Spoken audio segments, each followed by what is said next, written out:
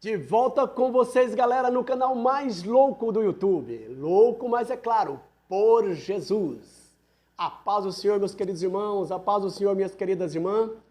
Estamos juntos para estudar a lição de número 6, expressando as palavras honestas.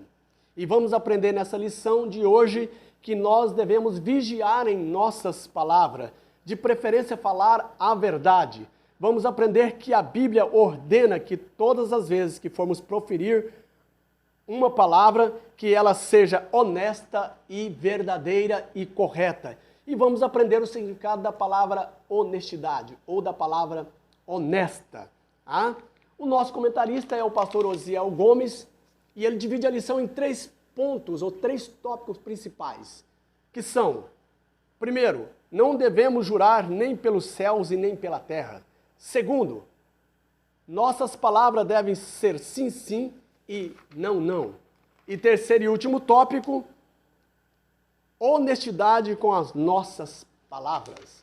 Iniciando a nossa lição em nosso primeiro tópico, não devemos jurar nem pelos céus, nem pela terra. E nós vamos ver aqui o significado da palavra juramento. O que é um juramento, tá? Eles são um compromisso que a pessoa assume publicamente, de que cumprirá realmente aquilo que prometeu. Esse é o significado da palavra juramento. E nós vemos no primeiro subponto do primeiro tópico, a lei do juramento. Moisés enfatiza, certo? A obrigação, a obrigatoriedade do juramento. Tá? Está em Levítico, está em Números, melhor dizendo, 30 e verso 2. E também Moisés enfatizou, certo, a seriedade do juramento, falando sobre o perjúrio, tá? Ou jurar falsamente. Tá? Está em Levítico 5, do verso 1 ao 6. Que uma vez que a pessoa que fez juramento quebrou o juramento, então ele tinha que levar uma oferta, né? um cabrito, um cordeiro, para perdão, para cobrir aquela infração que ele cometeu. Tá? Então era muito sério. E Moisés adverte também que os israelitas não deveriam fazer juramento em nome de outros deuses, dos deuses daqueles povos que avizinhavam eles. Tá? Avançando para o segundo subponto, o propósito da lei do juramento. Qual era o propósito da lei do juramento? Olha aqui, irmão, revelar o íntimo de cada um, a verdade e a sinceridade presente no espírito do homem. Tá? Então nós temos aqui qual é o propósito do juramento. E também tinha 2 tipos de juramento. Aqueles que era feito por Deus e aqueles que era feito pelos homens. Então qual era o juramento que Deus fazia? Deus fez juramento das alianças. Nós temos a aliança, né? Edêmica, aliança adâmica, aliança noética, nós temos a aliança mosaica, abraâmica, e assim sucessivamente. Esse era o juramento. Deus, não que ele precisasse de fazer juramento, porque ele não tem outro Deus acima dele, mas para dar exemplo para o ser humano, para a criatura, para os seus filhos que ele criou. Porém, um homem no seu juramento precisa jurar por Deus, por aquilo que é acima dele, para que a sua palavra venha a ser cumprida. Porque diz a palavra, né, que Deus não é como o homem que mente. Né? Deus não é como o homem que não cumpre com as tuas palavras. Então, eis a necessidade de um homem fazer juramento em nome de Deus naquele tempo, no Antigo Testamento. Certo? E agora, avançando para o terceiro subponto. Não jureis nem pelo céu e nem pela terra. Nós vemos aqui que o comentarista nos traz algo muito interessante. A estratagema dos escribas e fariseus quanto ao juramento. Tá? Olha só, eles estavam ensinando o povo a jurar por tudo quanto é coisa, menos por Deus. A jurar pela terra, pelo céu, né? Pelo templo, pelo altar, e dizendo eles que se não jurasse em nome de Deus, esse juramento que eles faziam público, né, traria menor comprometimento se eles quebrassem esse juramento. Uma vez eles jurando pelo nome de Deus, eles tinham que cumprir, não poderia ser quebrado. Mas eles estavam ensinando o povo a burlar a lei, a furar os mandamentos. E o povo então, acreditando, ensinado por esses escribas fariseus, doutor da lei, eles começaram a jurar por tudo quanto é coisa, pelo pai, pela mãe, pela cabeça, pelo corpo, pelo céu, pela terra, e assim eram desonestos nos seus compromissos, porque podiam quebrar.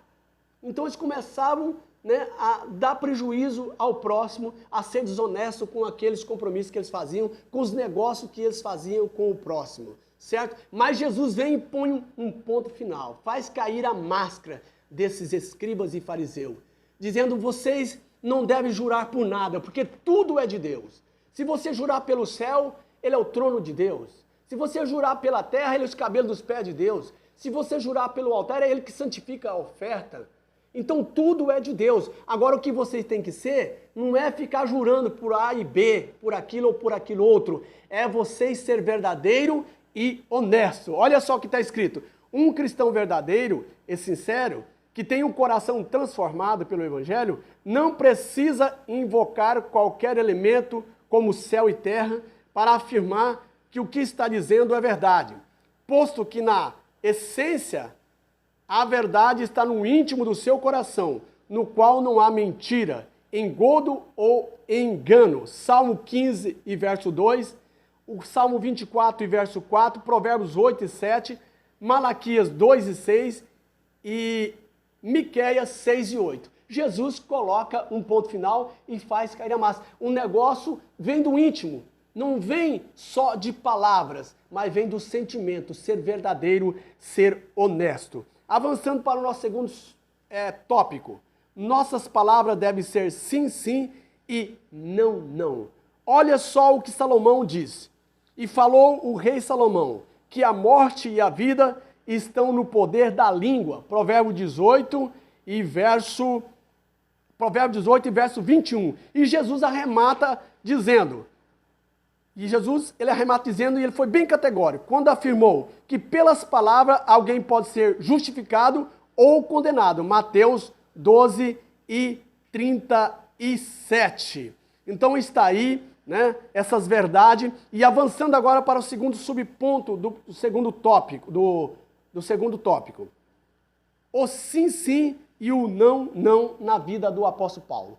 Paulo fez um compromisso com a igreja de Coríntios, que ele em breve, né, marcou a data para ele visitar eles, para estar com eles, para falar a palavra de Deus, mas por uma força maior, estava passando por tribulações, ele não pôde ir cumprir o seu compromisso, a sua palavra.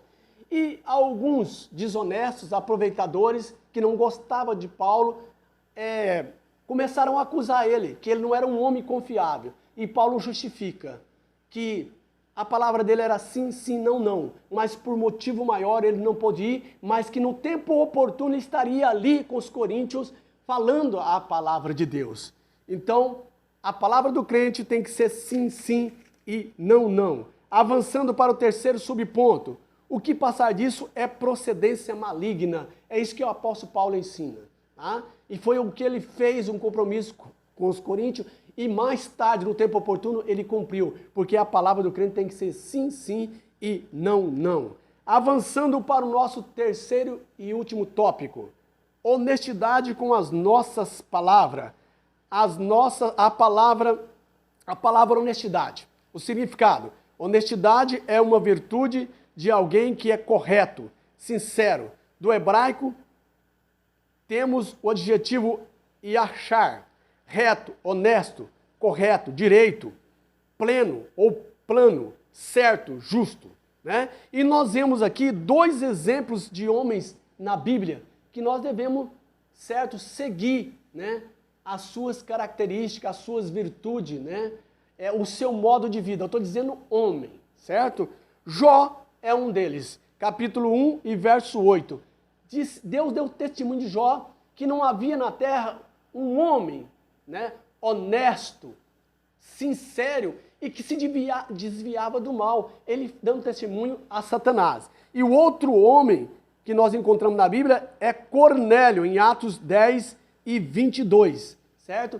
quando Cornélio era honesto, ele dava as suas ofertas, ele era sincero em suas palavras, e Deus viu isso, e mandou Pedro ir pregar na sua casa, e Pedro foi, e ele aceitou a Jesus como Salvador, e toda a sua casa e seus criados foram batizados com o Espírito Santo, confirmando a sinceridade do coração de Cornélio. Avançando para o segundo subponto, é possível ser honesto com nossas palavras neste mundo?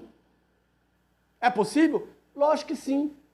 Uma vez que a pessoa aceitou a Cristo e foi transformado, é possível ele ser honesto. Apóstolo Paulo diz em 2 Coríntios capítulo 5, versículo 17, assim que alguém está em Cristo, nova criatura é, as coisas velhas se passaram e eis que tudo se fez novo. Transformação, mudança de pensamento, um novo sentimento e uma nova atitude, né? Se você tinha pensamento desonesto, pensamento promíscuo, isso tudo vai ser mudado, porque agora você é uma nova criatura. Se você tinha sentimento de rancor, ódio, mágoa, né? Maldade, vai ser arrancado e depositado no seu coração o fruto do Espírito.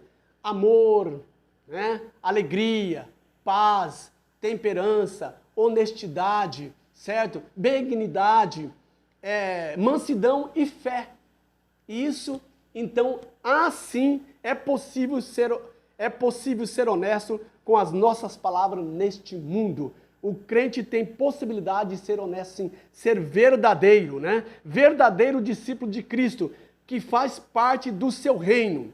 É honesto em suas palavras, íntegro no seu caráter e jamais usa de meias verdades através das quais grandes mentiras têm sido ditas, sendo influenciado pelo pai da mentira, o diabo. Jesus é a verdade em essência. João 14, verso 6. Eu sou o caminho, a verdade e a vida. E ninguém vem ao Pai a não ser por mim. Não é uma das verdades, mas é a verdade. O artigo aqui é definido, a verdade. Não é um dos caminhos, mas ele é o único caminho. O artigo também aqui é definido, eu sou o único caminho, né? E também a vida, ele não é uma das vidas, mas ele é a vida. Está tudo definido. Nós precisamos imitar a Cristo, né? E os que vivem nele são honestos em tudo. Em seu falar, sim, sim, não, não. O que passar disso é procedência maligna. Nós não podemos usar uma meia-verdade ou uma mentira para não se safar de uma situação. E conta-se um pastor dizendo, o pastor Rodrigues Gomes, um exímio professor e pastor, que também traz lições no YouTube, dizendo, ele contando um testemunho que um irmão, né, fiel a Deus, transformado, e um dia ele foi assaltado. Estava junto com outro irmão, e o malandro disse, olha, colocou o revólver e disse, passa tudo que você tem na carteira. E ele tinha recebido o seu salário naquele dia, só que ele tinha colocado o salário na meia, e deixado uns trocadinhos na carteira, talvez já precavendo, né? O lugar era perigoso, certamente era no Rio de Janeiro ou São Paulo, e aí, quando o ladrão, ele passou, é só isso que você tem? Ele falou, é só isso. Quando o ladrão vai saindo, ele lembrou, eu não posso mentir, de maneira nenhuma eu não posso mentir. Disse, ei, vem cá, o ladrão disse, uai, você quer levar um tiro me chamando de volta? E aí o colega dele, o irmão, disse, que isso? Ele falou, vem cá, não é isso não, é porque eu sou crente e não posso mentir. E eu menti para você, eu tenho mais dinheiro aqui. Aí o ladrão disse, você é crente? Sim, sou crente. Eu sou desviado, eu não roubo crente. Tá aqui, fica com o seu dinheiro. E foi embora. E o irmão nunca mais esqueceu que é preferível perder a vida, mas ser sincero, ser verdadeiro. E ele foi abençoado, né? Os apóstolos morreram porque foram verdadeiros, mas ele foi abençoado e nunca mais ele esqueceu isso. Terceiro subponto do último tópico, terceiro tópico, dando testemunho. Dando testemunho. Como dar testemunho? Testemunho com a sua vida, né? Cumprindo com seus compromissos, com aquilo que você fez, né? Compromisso, com aquele boleto que você fez em comprar alguma coisa, algum bens, né? Com uma duplicata, né? Com um contrato que você fez, certo? Dando testemunho. Porque nós, irmão, infelizmente temos na igreja crentes que aceitou a Cristo, mas que não paga que não cumpre com a tua palavra, né? Que é brigão, que dá mau testemunho na igreja, né? Se hoje na igreja tem dois elementos que precisam ser cumpridos para galgar o ministério eclesiástico: ser um diácono, ser um presbítero, ser um evangelista e ser um pastor, né? O último cargo, certo? Que isso aí é bom, né? Que é desejável, que é honesto desejar essas coisas. Se a pessoa, né, quando vai ser separado, e que olhar na lista dele, e ele está no SPC, ou está no Serasa, ele não pode ser separado. Ele não pode ser separado, não pode ser um diácono, tá? Então, muitas vezes, a pessoa compra, assina, e hoje, por causa da desonestidade, ficou mais burocrático para você adquirir um bem. Você tem que assinar um punhado de papel, ainda tem que ter a avalista, dependendo do bem que você vai comprar. Outro, você tem que ter um boleto, ter uma duplicata, certo? E se precisa for por nome de outro, se não for muito confiável, tá? E aí, o crente não pode estar nisso. É lógico que tem exceções, por causa das anormalidades que acontecem na sociedade, infração alta, desemprego, mas é preciso que o crente comunique com o santo a sua situação, mas nunca ser desonesto e verdadeiro. E por essas anomalias, na sociedade evangélica, há muitos crentes desacreditados por comprar e não pagar, por falar e não cumprir, e muitas pessoas, olhando esse mau testemunho, não aceitam Cristo. Eles dizem: como eu vou ser crente? Para mim ser crente como esse aí, eu jamais serei crente. Mas quando ele olha para um crente honesto, ele diz: eu quero o Deus desse crente. Então, estamos encerrando a nossa lição, vamos partir para a nossa conclusão. Tá? Devemos viver neste mundo como verdadeiros seguidores de Cristo, sendo honesto em tudo, em especial em nossas palavras, sem recorrermos a juramentos hipócritas, profanos e desnecessários, que buscam fundamentar as conversas do dia a dia. Antes, procuremos ser simples e objetivos, dizendo sim, sim e não, não. E o que passar disso é procedência maligna. Meus queridos irmãos, chegamos ao final da lição. Foi muito bom estar com vocês e você está aí do outro lado acompanhando, né, esse maravilhoso ensino. Que você se inscreva no canal se você ainda não é inscrito, tá? Compartilhe esse vídeo para o maior número de pessoas que você conhece. Dá o clique no sininho para que o YouTube mande mais vídeo que nós iremos fazer, certo? Da escola ou vídeo de pregações, de ensino. Estamos querendo iniciar, eu estou querendo iniciar, né, a aula de teologia, certo? As 10 doutrinas básicas, né, que nós iremos falar no próximo vídeo. Então, dá o seu like, compartilhe os vídeos, se inscreva no canal se você não é inscrito. Estou orando por você e por sua família. Um beijão no seu coração e até o próximo vídeo, galera. Deus abençoe vocês. Fiquem com Deus.